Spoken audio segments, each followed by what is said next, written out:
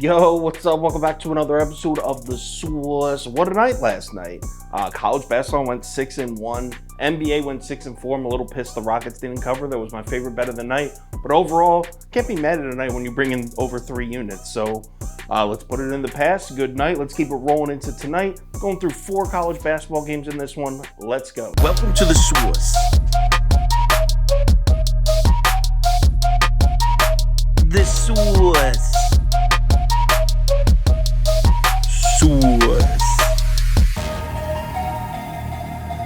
Hey, get the Source. First up, Big East battle here. Xavier's on the road at Providence. This is a 6:30 p.m. tip. Total set at 153.5, and this line opened up Providence -3.5. So the public is all over Providence heavy here early. Line hasn't moved. We're still looking at 3.5. Now, I'm not too concerned with it because I'm recording this a lot earlier than I normally do. It's only like 9 a.m. Eastern right now. But we got to keep an eye on this. If 1 p.m., 2 p.m. Eastern time hits and the action's still coming in on Providence and this line still hasn't moved, then I start to get concerned. So let's take a look at our spreadsheet. According to the model, the line for this game should be Providence -3.87, so really no lean at all there. These two teams met back on February 1st. Xavier squeaked out a win in overtime. Was a great game, but if you check out the box score of that, Providence had some guys that were ice cold. Bryce Hopkins went just 3 of 14 from the floor. Well, here's your revenge spot, Friars, and you got it back on your home floor. Providence has one of the best home courts in the country. They are a perfect, undefeated 15-0 at home this season. Meanwhile, the Xavier Musketeers are just 2-4 in their last 6 on the road. This team is not playing well on the road, and want to know who 2 of those 4 losses are?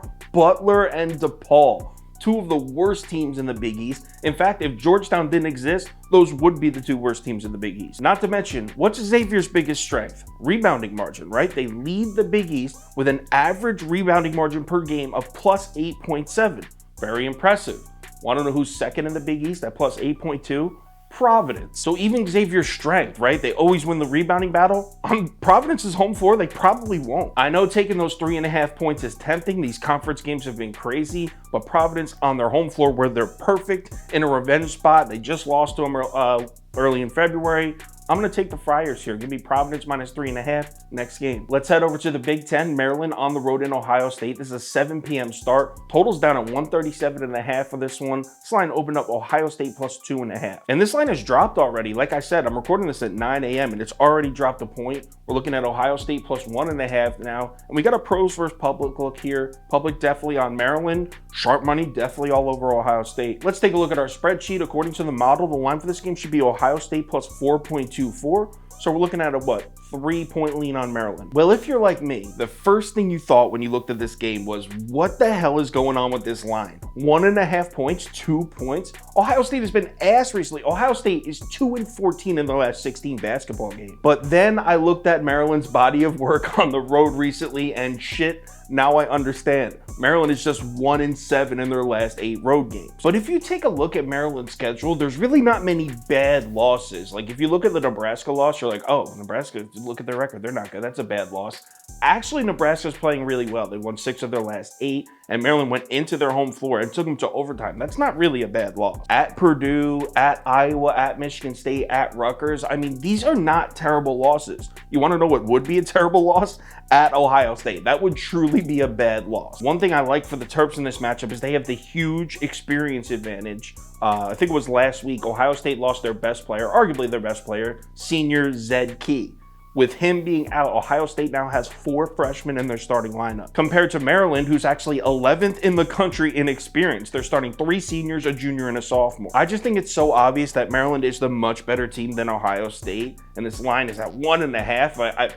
Maybe I'm the biggest sucker in the world, but I have to lay it. Give me Maryland -1.5 next game. Finally, let's talk some Big 12. Oklahoma's on the road in Kansas State. This is an 8 p.m. tip time. Total set at 141, and this line opened up Kansas State -6.5. Similar to the Providence game, public is all over Kansas State here, and this line still hasn't moved. But like I said, it's only 9 a.m. Eastern time, so I'm not going to get too stressed about it. But come 1, 2 p.m., if this line still hasn't moved and the action's still coming in on Kansas State, that's when I start to get concerned. Let's take a look at our spreadsheet. According to the model, the line for this game should be Kansas State -13.78. So huge lean on the Wildcats. We're talking like 7 full points. So the first matchup I liked here that jumped right out at me, Oklahoma shoots a lot of threes. They're second in the conference in 3-point frequency. Want to know who's first in the conference in defending the 3-point shot?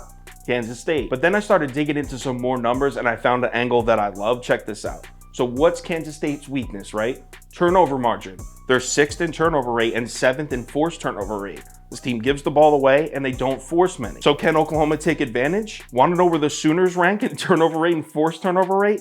10th and 10th. Dead last in the conference, dead last in the conference. So even Kansas State's weakness, they're still going to win the turnover battle. And the last angle I have for Kansas State is, what is Oklahoma going to do offensively? We know they're going to put the ball in Sherfield's hands for a lot of this game, as expected. But here's the thing.